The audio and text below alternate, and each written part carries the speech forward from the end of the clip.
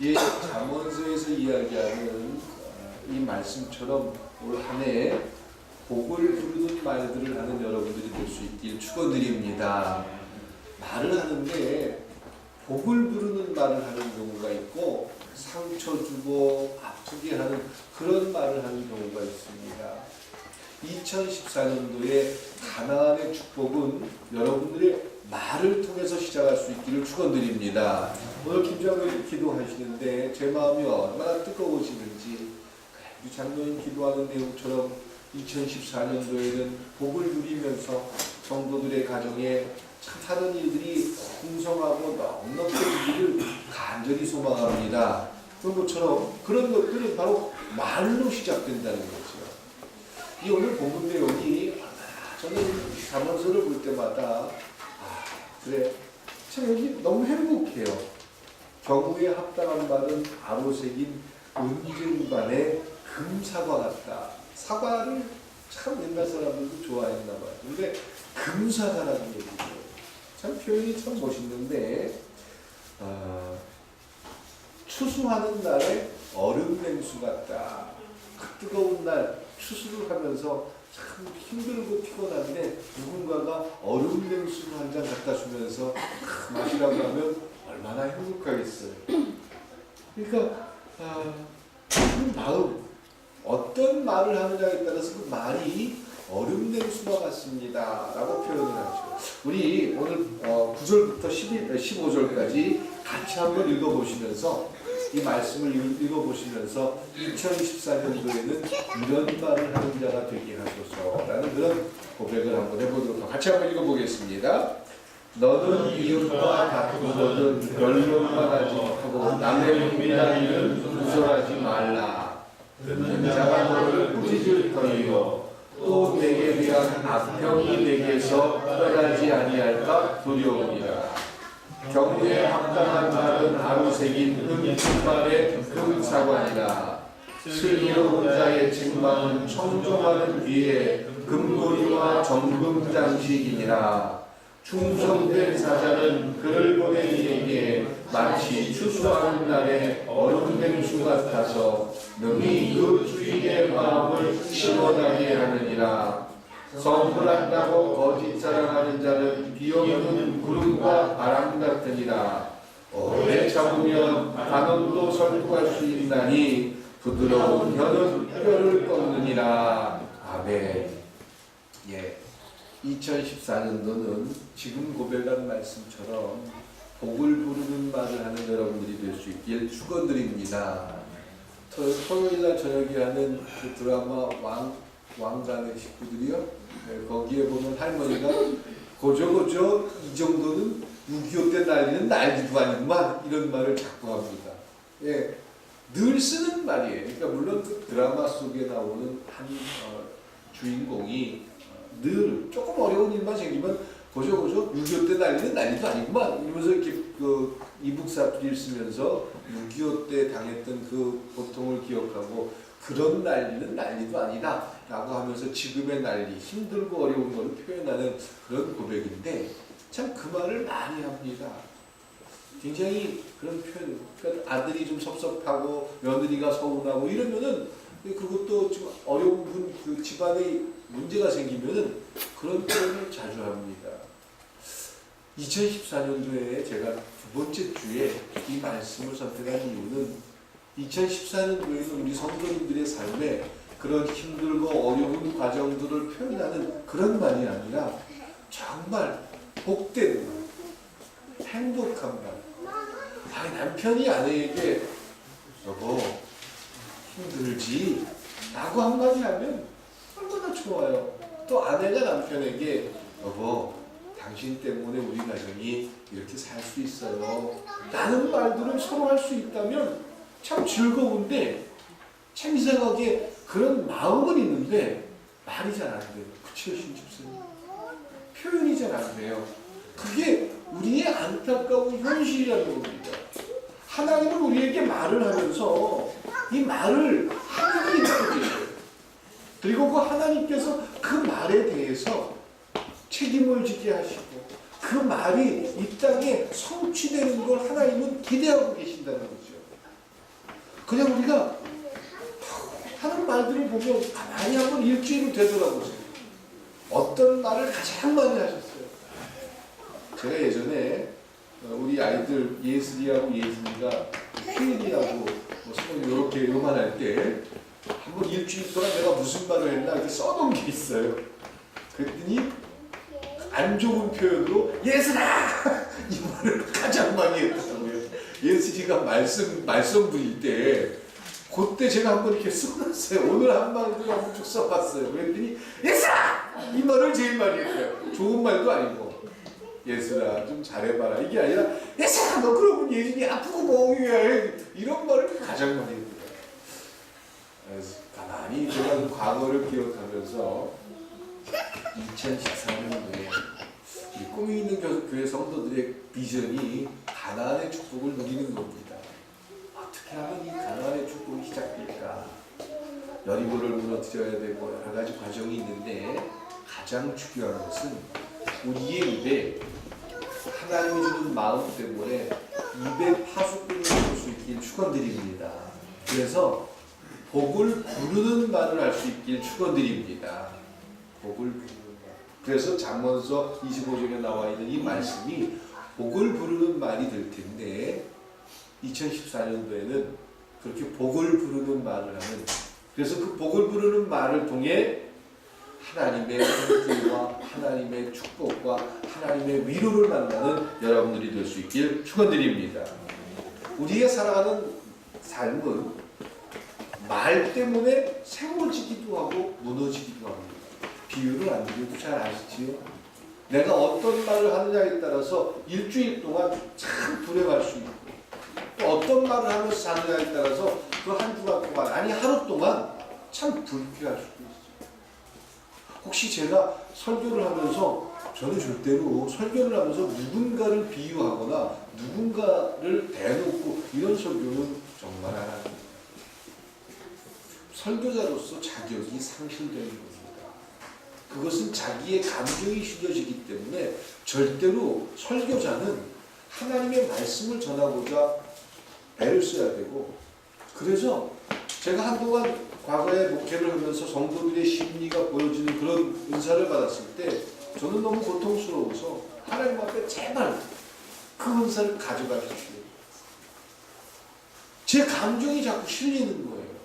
아, 저 사람들 지금 저런 걸로 고민하고 있는데 저 문제를 설교 시간에 그 얘기 하려고 자꾸 들은 거예요. 이건 아닌 것 같아서 하나님 앞에 끊임없이 매달리고 기도했습니다.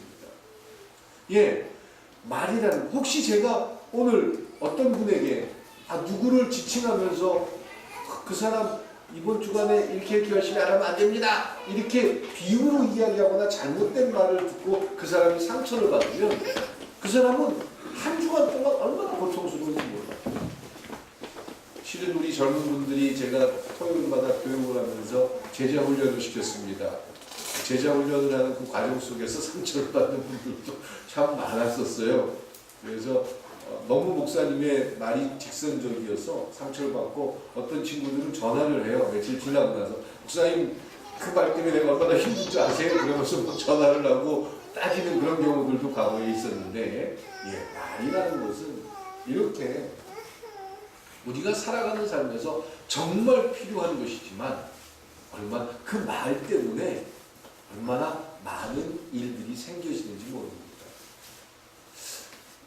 자녀들에게 그냥 일을 해야 되는데 늘어지게 잠만 자고 있어요. 얼마나 부모 입장으로 속 터져요.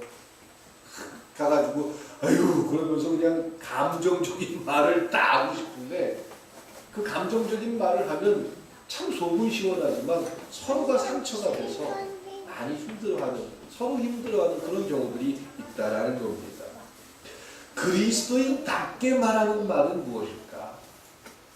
그리스도인처럼 살아가는 삶이 있고 그리스도인처럼 하는 말이 있습니다. 그리스도인처럼 하는 말은 다른 게 없습니다. 생각을 하는 거예요. 그리스도에게 물어보는 거예요. 내가 지금 이 말을 하는데 이 말을 하는 게 맞을까요?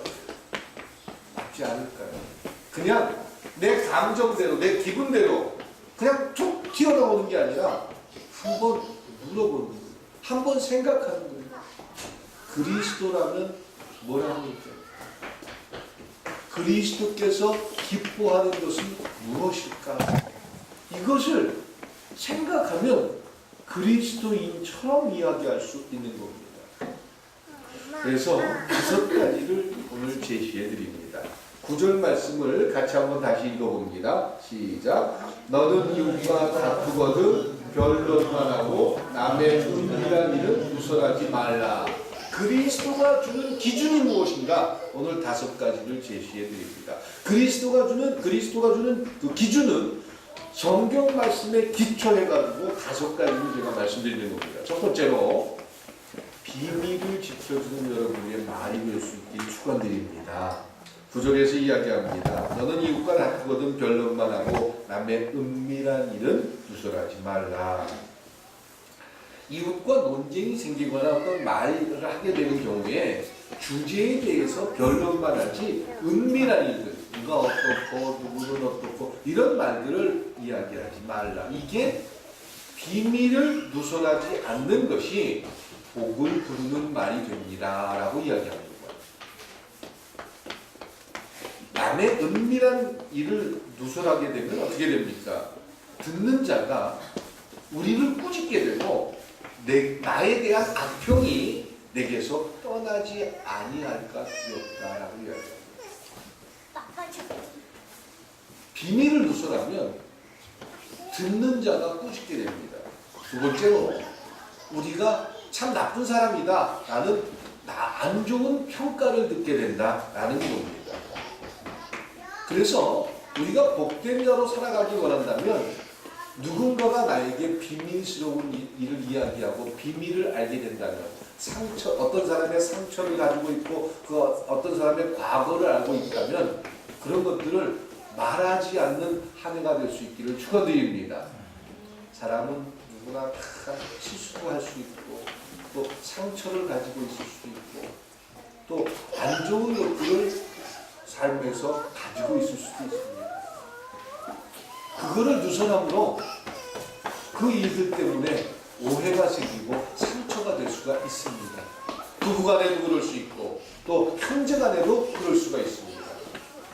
가능하면 그런 것들을 입에 담는 한 해가 될 수 있길 축원드립니다. 참 이게 막 근질근질하면 산에 올라가서 하세요. 혼자서. 아니면 교회 와서 혼자 조용히 앉아가지고 하나님 앞에. 그래서 2014년도에는 비밀을 지켜주는 한 해가 될 수 있길 주님의 이름으로 축원드립니다. 두 번째로 11절에서 이야기합니다. 경우에 합당한 말은 아로새긴 은쟁반의 금사과와 같다라고 이야기합니다. 다시 말해서 복을 부르는 말은 경우에 합당한 말을 하는 여러분들이 될 수 있길 축원드립니다. 경우에 합당한 말. 참 어려울 수 있는데 시적절한 말은 무엇보다 가치가 있다라는 겁니다. 다른 사람과 조화를 이룰 수 있는 말. 제가 과장이에요. 그런데 직원들 데리고 회식하러 가면서 자, 오늘 내가 회식을 제대로 할 테니까 우리 직원들 용기를 내고 힘을 내세요. 그러면서 중집에 딱 들어가가지고 오늘 여러분들 마음껏 시켜요. 그러면서 나는 짜장면. 그러니까 가장 어른이고 오늘 식사를 대접하는 사람이 어디 가서 식사를 먹으러 가가지고 예를 들어 드리는 겁니다. 그 사람이 우리 직원들 오늘 이 식당에서 먹고 싶은 거 다 먹어요. 그러면서 제일 먼저 하는 거 나는 짜장면, 곱빼기 이렇게 얘기해버리면 다른 직원들이 뭘 먹을 수 있습니까? 다른 직원들은 좀 잡채밥도 먹고 싶고 또 아주 비싼 것도 좀 탕수육도 좀 먹고 싶고 또 그런데 그 대접하겠다는 사람이 나는 짜장면 이렇게 먼저 얘기해버리면 다른 사람들이 다른 걸 시킬 수 있습니까? 이건 적절하고 또 시적절한 말이 절대 못 된다는 거죠. 그 사람들이 여러분들도 그런 경우가 아마 있을 거예요. 그런 경험들을 다 해보셨을 거예요. 그래서 합당하게 말한다는 것, 내 위치와 내 자리와 또 내가 오늘 어떻게 합당하게 말을 할 수 있을까 이런 걸 생각하라는 겁니다. 그것이 복을 부르는 말이 됩니다. 다윗이 바세바를 범하고 나서 죄에 빠져 있는데 그 나름대로 얼마나 힘들겠습니까? 그리고 모를 거라고 생각했는데 나단 선지자가 다윗을 찾아가서 이야기합니다. 왕이시여, 그러면서 왕, 왜 당신은 여자를 데려다가 그렇게 해서 임신하게 만들고 그런 죄를 졌습니까? 이렇게 직설적으로 얘기했습니까? 아마 그랬다가는 왕이, 그 당시에 왕이 여자를 데려다가 후궁을 삼는 건 문제가 되지 않아요. 그 당시 절대 권력을 갖고 있는 게 왕의 권한입니다. 부하의 아내 정도 데려오는 거 일도 아니에요. 근데 나단 선지자가 예화를 들어줍니다. 예화를 들어서 남의 큰 걸 많이 가지고 있는 부자가 조금 가지고 있는 그런 사람의 것을 빼앗은 그런 이야기를 하니까 이 나라에 그런 사람이 있을 수 있느냐? 당장 데려와라. 절대로 응답하지 않겠다. 그 어려운 사람의 것을 뺏는 거 잘못된 거다. 그랬더니 나단 선지자가 그때 이야기합니다. 왕이십니다. 왕께서 그렇게 하셨습니다. 그랬더니 다윗이 무릎을 꿇고 부끄러워하고 하나님 앞에 철저히 통회하는 그런 내용이 성서에 기록되어 있습니다. 합당하게 말한다는 것, 합당하게 어떻게 말하겠습니까? 그리스도인이기 때문에 합당하게 말할 수 있길 축원드립니다. 그냥 상처 주고 아프게 하는 것만이 옳은 것이 아니라 정말 내가 오늘 하는 말이 내 자녀에게 어떻게 들려줄까? 내 남편에게, 내 아내에게, 내 친구들에게 어떻게 들려질까? 고민해 보십시오. 그리스도인으로 고민한다면 합당한 말을 분명하게 하시게 될 줄 믿습니다. 경상도 분들 혹시 계시나요? 경상도 분들은 좀 무뚝뚝하다고 합니다. 그건 왜 무뚝뚝하냐면 말투 때문에 그렇습니다. 다른 게 아닙니다. 가슴이 무뚝뚝하거나 경상도 사람이라고 뭐 나쁘거나 이렇다는 얘기가 절대 아닙니다. 말투가 그러니까 그 사람들을 그 말투 때문에 싸우는 것 같고 참 상처 주는 것 같고, 그래서 서울 말을 하면은 굉장히 간지럽고, 그리고 그 사람들 말로 좀 그렇죠? 서울말 많이 우리 희망 씨가 경상 죄송합니다. 윤 집사님이 경상도죠? 네, 죄송합니다. 근데 말투가 우리 윤 집사님한테 물어볼게요. 무엇입니까?를 경상도 말로 뭐라고 하죠? 먹어. 이것이 무엇입니까? 라고 물어보면 되는데 이걸 경상도 말로 하면 뭐라고요? 먹어. 이렇게 아주 간단해요. 그러면은요, 할아버지 오셨습니까? 이 말은 되게 뭐라고 그러죠? 할아버지 어디 다녀오셨습니까? 우리 서울에서 그래요. 어디 갔다 오시면 할아버지 다녀오셨습니까? 이러는데 경상도에서 할뱅겨. 할뱅 왔나? 그래, 할뱅 왔나? 할뱅겨? 할뱅 왔나? 이런단 말이에요. 말이 너무 짧아요. 그리고 저 아이는 누구입니까? 이런 말은 뭐라고 그러죠? 누구? 그러니까 말이 그냥 다 죽어버렸어요. 그러면은 무엇 때문에 그러십니까? 만났고 멍겨 이렇게 그냥 아주 짧아버려요. 예, 이게 당신 겁니까? 뭐라고 하죠? 니끼가 예, 이렇게 짧아요. 그 경상도를 비하하거나, 근데 그런 말이 아니라, 물론 급한 시간에 짧게 말하는 것도 중요할지 모르지만 좀 말 속에 좀 친근감과, 그리고 참 그 말을 들을 때 그 사람들이 좀 행복할 수 있는 거죠. 아이고 주여. 그런 모습을 여러분들이 2014년도에는 물론 경상도 사투리에 대해서 지적을 하거나 이런 거 절대 아닙니다. 오해가 없으시기 바랍니다. 좀 합당한 말, 그리스도인이기 때문에 합당할 수 있는 말들, 그런 말들을 생각해 보십시오. 그게 복을 부르는 말이고 그들이 가나안의 복을 비로소 누릴 수 있습니다.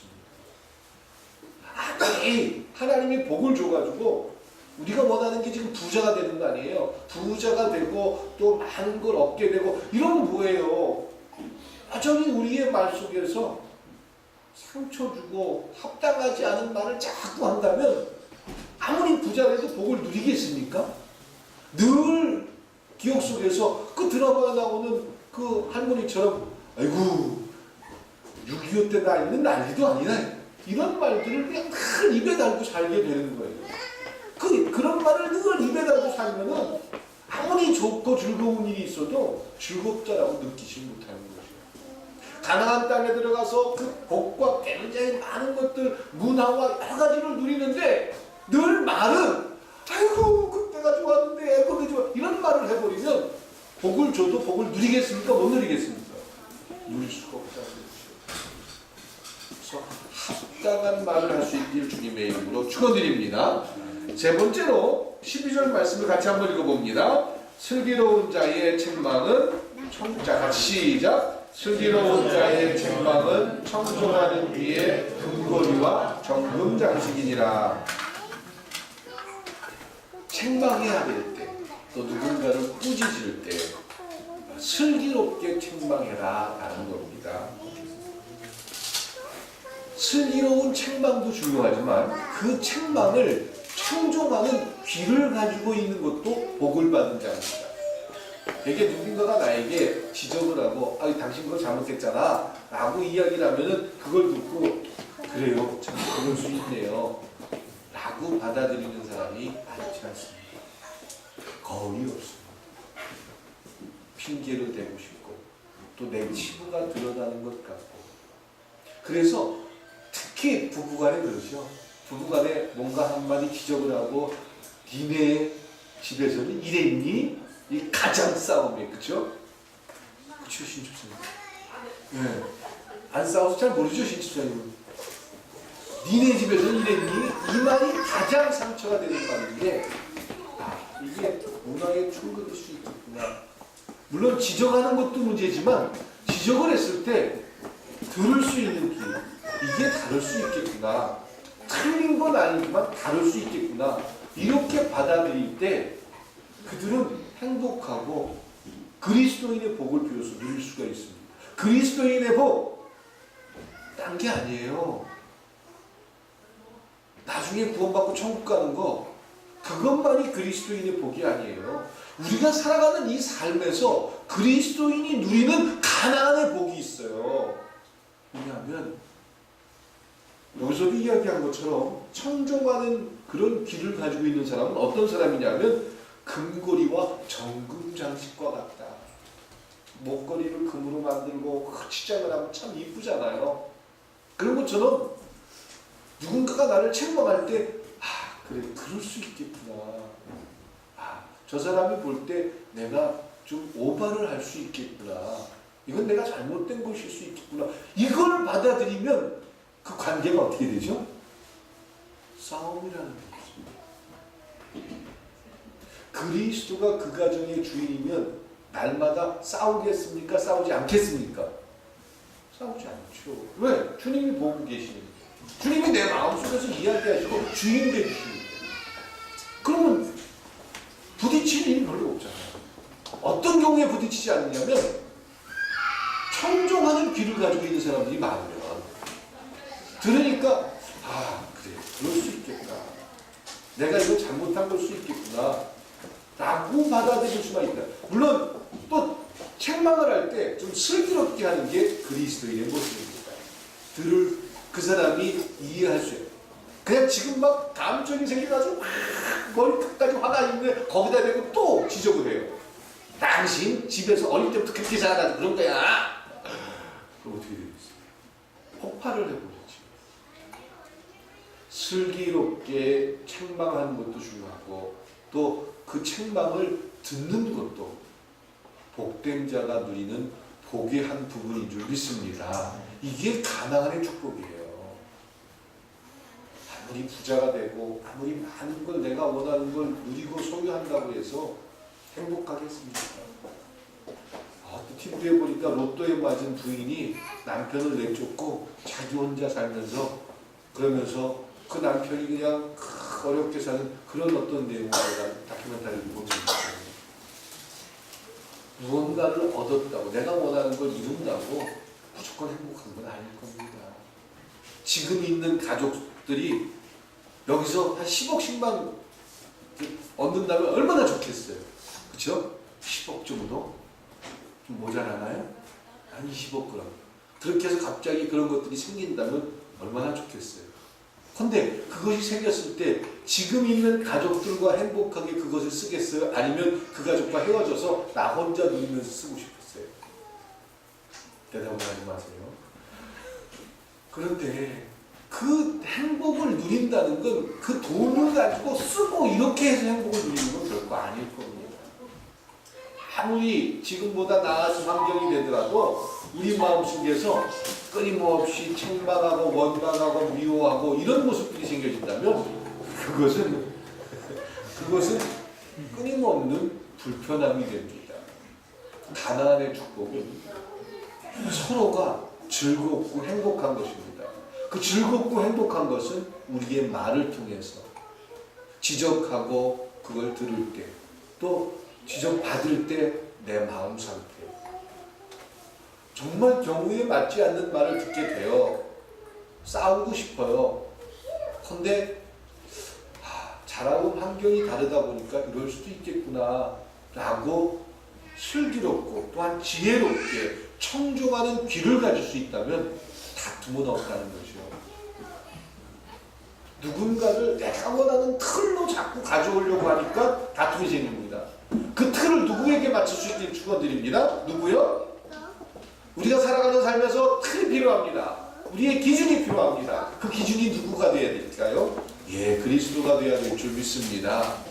그러면 슬기롭게 지적할 수 있고 또 들은 얘기를 청종할 수 있는 거예요. 그것이 바로 우리가 가나안의 축복을 누리는 모습이 될 줄 믿습니다. 가나안의 축복은 하늘에서 그냥 꽃감 떨어지듯이 떨어지는 그런 게 아니라는 거죠. 여리고를 무너뜨려야 됩니다. 아이성을 무너뜨려야 합니다.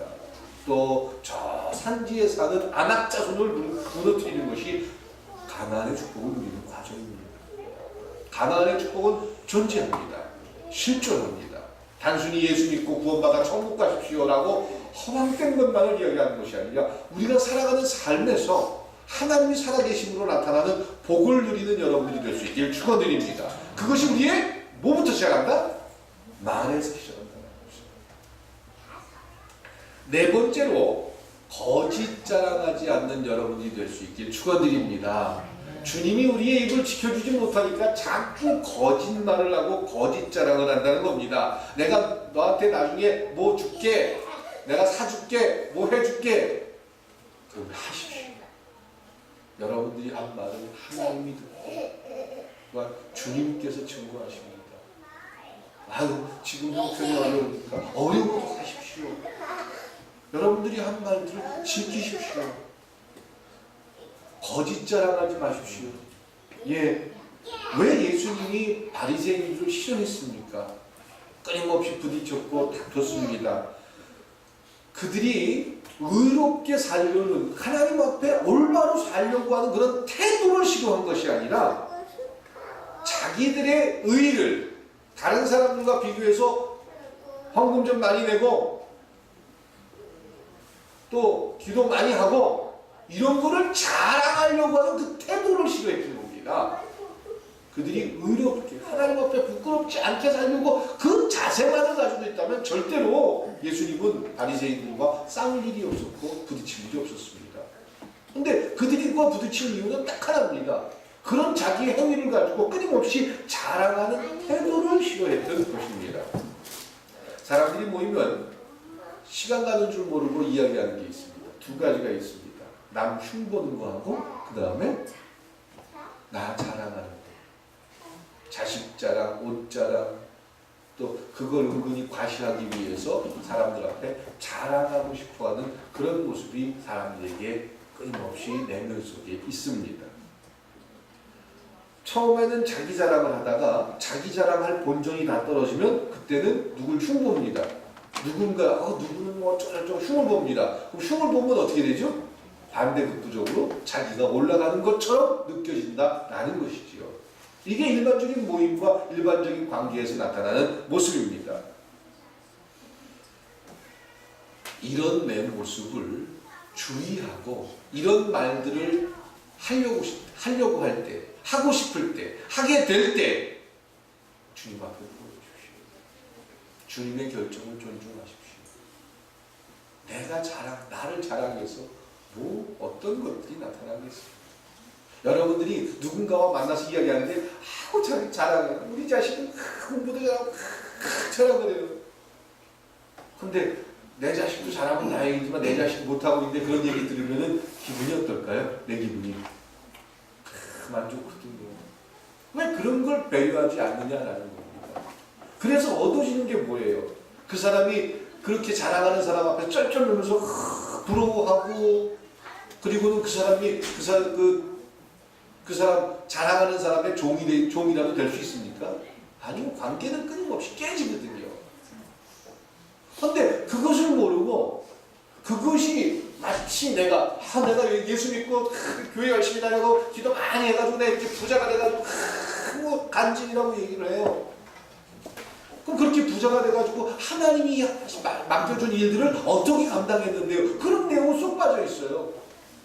그냥 복 받아가지고 자기 자랑에 그쳐버리는 거죠. 인생을 사는 두 가지 방법이 있습니다. 열매를 맺기 위해 사는 삶과 꽃을 피우기 위해 사는 삶이 있습니다. 그리스도인이라면 열매를 맺기 위해 살아가는 삶이 될 수 있길 축원드립니다. 그러기 위해서 거짓 증거하지 않아야 합니다. 다시 말해서 자기 자랑 좀 그만하십시오. 자기 자랑한다고 자기가 행복한 게 아니에요. 그 당시에 그 상황에는 사람들이 와 저렇게 멋있는 사람이야? 라면서 할지 모르지만 끝내 자기 마음속에서 허탈합니다. 남는 게 없는 거죠. 그리고 사람들 앞에 끊임없이 그런 모습으로 비춰주기 위해서 자기 자신의 마음과 상관없이 그런 모습 척 하면서 살아야 되는 게 자기 자랑을 하는 경우가 되는 경우입니다. 자기 자랑 안 해도 됩니다. 그냥 자랑하는 말들을 좀 이렇게 내 가슴 속에 자꾸 묻어두십시오. 그러면 내가 즐거워집니다. 내 마음속에 품고 있으면 되잖아요. 내가 어떤 선한 일을 해가지고 참 좋은 걸 했어요. 누군가를 도와줘가지고 그 사람이 참 멋지게 회복했어요. 사람들 앞에 막 자랑하고 싶어요. 그럼 누구 상이 없어지죠? 하늘의 상이 자랑. 하나님 앞에는 하나님 아시지요? 이거 내가 이렇게 할 수 있는 게 하나님 주신 은혜였는데 이렇게 내가 이런 일을 도와줬어요. 하나님 당신만 알고 계시면 돼요. 그리고 그때부터 내가 말을 하지 않았기 때문에 난 누구보다 성경에 대한 해박한 지식을 가지고 있고 누구보다 많은 걸 가지고 있는데 그런 거를 사람들 앞에 이야기하는 게 아니라 그냥 마음속에 갖고 있어요. 하나님이 알고 계시는 것 같아요. 그러면 누군가에게 얘기를 하지 않았기 때문에 끊임없이 내 속에서 생겨지는 게 있습니다. 행복합니다. 하나님이 알고 계시다는 그 생각 때문에 내가 누군가에게 발설하지 않고 자랑하지 않고 다른 사람도 다 자랑할 텐데 나는 안 해. 그렇기 때문에 내 속에서 행복합니다. 이게 가난한 복입니다. 마지막으로 오래 참고 말하기를 주님의 이름으로 축원드립니다. 15절에서 이야기합니다. 오래 참으면 관원도 설득할 수 있다. 그래서 부드러운 혀는 뼈를 꺾느니라. 이렇게 잠언서에서 이야기합니다. 오래 참았다가 적절할 때 진지하게 하는 말이 설득력이 있다라는 겁니다. 좀 참아보십시오. 바로 탁 튀어나오는 게 아니라 누가 나한테 무슨 말을 해요. 탁! 1초도 안 돼가지고 조건반사처럼 탁 튀어나오는 게 아니라 좀 담아보세요. 그리고 나서 말씀해보세요. 마리아가 처녀인데 잉태를 했어요. 결혼할 누가 제일 힘듭니까? 요셉이 힘들어요. 요셉이 알게 됐어요. 마리아가 처녀인데 잉태됐다는 사실을 알게 됐어요. 얼마나 기가 막힙니까? 아이가 그렇다고 내 아이도 아닌데 얼마나 기가 막힙니까? 요셉이 어떻게 했죠? 조용히 혼인을 깨고 그리고 여기서 중요한 건 조용입니다. 만약에 그걸 발사하고 떠들면 어떻게 되죠? 마리아는 돌에 맞아 죽습니다.